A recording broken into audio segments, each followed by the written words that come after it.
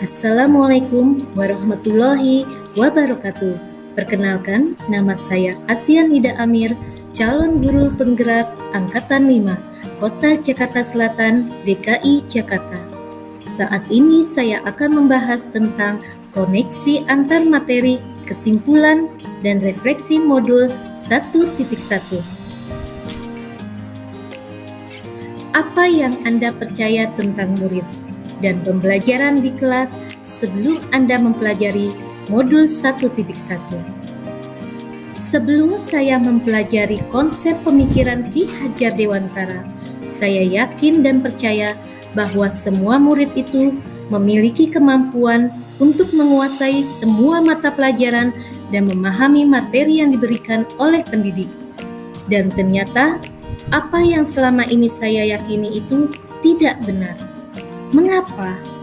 Karena setiap anak memiliki kemampuan dan karakter serta gaya belajar yang berbeda-beda.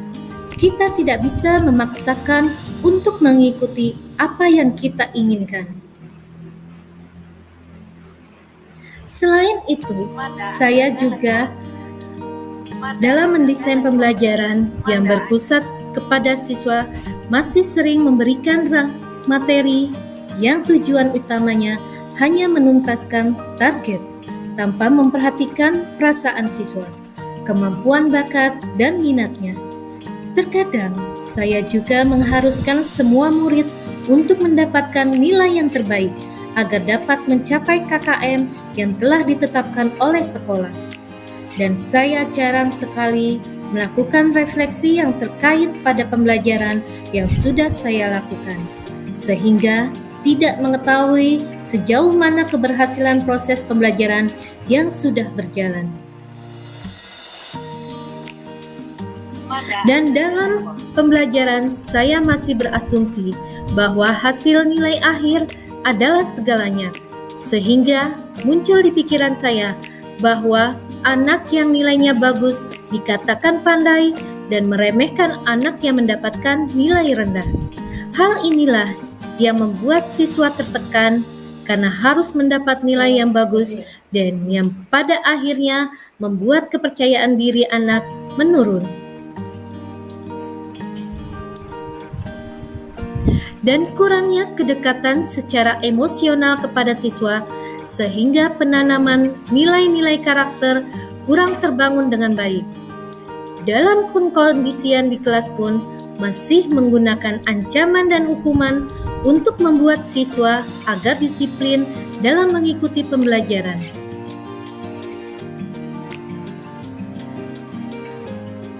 Apa yang berubah dari pemikiran atau perilaku Anda setelah mempelajari modul ini? Yang pertama, pendidikan itu sesuai kodrat alam dan kodrat zaman. Saya semakin paham dan menyadari bahwa setiap anak itu memiliki keunikan yang berbeda-beda dan sesuai dengan kodrat alam yang berasal dari mana anak itu berada. Mereka memiliki karakteristik yang beragam. Tidak dipungkiri juga jika anak-anak memiliki kekurangannya masing-masing.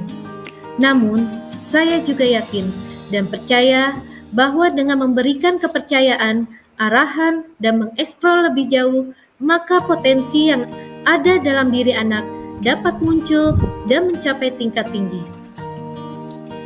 Yang kedua, pendidikan yang memerdekakan. Pendidikan yang memerdekakan membuat siswa belajar tanpa tekanan sesuai dengan karakteristik dan kemampuan anak. Mereka memiliki gaya belajar yang beraneka ragam, seperti audio, audiovisual, sampai pada kinestetik. Untuk itulah, pendidik sangat berperan dalam menyiapkan desain pembelajaran yang mampu mengakomodir gaya belajar anak yang beraneka ragam. Strategi yang saya lakukan adalah mengidentifikasi karakteristik siswa, mengetahui hambatan, kemajuan, dan tingkat perkembangan siswa dalam belajar. Dalam hal ini saya akan melibatkan orang tua.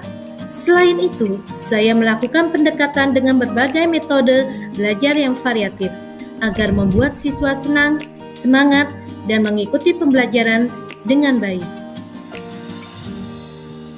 Pendidikan menuntun. Saya pun menyadari bahwa sebagai pendidik tidak bisa memaksakan kehendak kita untuk diikuti oleh anak. Kita memberikan berbagai materi kepada siswa tanpa memperhatikan kemampuan dan bakat siswa, sehingga membuat siswa tertekan dalam belajar. Guru harus mampu menuntun atau membimbing, bahkan mengarahkan siswa sesuai bakat, minat, dan kemampuannya. Oleh sebab itu, saya berusaha menciptakan suasana belajar yang menyenangkan. Khususnya di jenjang tingkat sekolah dasar, memang masanya anak untuk bermain dan mengembangkan potensi yang ada pada dirinya. Pendidik sebagai role model yang akan selalu dilihat dan ditiru oleh siswa, baik itu perkataan maupun perbuatan.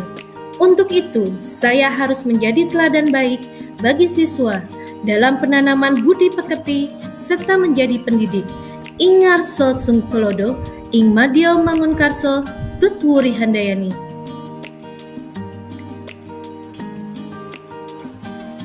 Berikutnya, apa yang dapat segera Anda terapkan lebih baik agar kelas dapat mencerminkan pemikiran Ki Hajar Dewantara.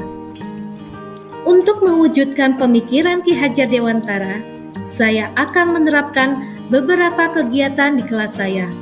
Yang pertama, berusaha menjadi teladan bagi siswa baik dalam perkataan maupun perbuatan dengan mengimplementasikan 5S, yaitu salam, sapa, senyum, sopan, dan santun. Yang kedua, melakukan pendekatan emosional kepada siswa melalui model circle sharing, di mana siswa agar dapat saling berbagi cerita, saling mengintrospeksi diri, dan saling memotivasi antar siswa. Berikutnya, melakukan kegiatan pembiasaan untuk penguatan pendidikan karakter secara berkelanjutan, seperti melaksanakan ibadah sholat duha, berdoa, menyanyikan lagu kebangsaan, melakukan PHBS, dan melaksanakan piket kelas baik yang dilaksanakan oleh murid maupun orang tua.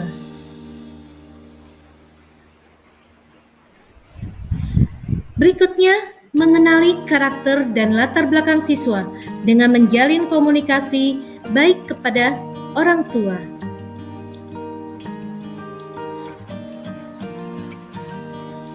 Selanjutnya, merancang pembelajaran yang berpusat pada siswa dan pembelajaran yang menyenangkan dengan menyajikan suatu masalah dan memecahkannya secara bersama-sama.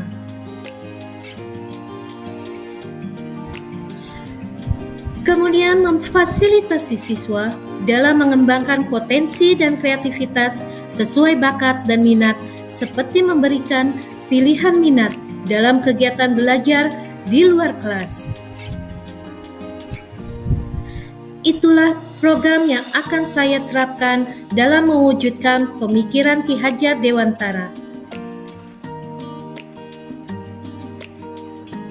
Tugas guru, seorang pendidik, dan orang tua adalah sebagai pembangun peradaban, mendidik anak-anak sesuai dengan kehendaknya, bukan mencetak sesuai keinginan kita. Terima kasih. Itulah kesimpulan yang saya berikan mengenai materi pemikiran Ki Hajar Dewantara. Assalamualaikum warahmatullahi wabarakatuh.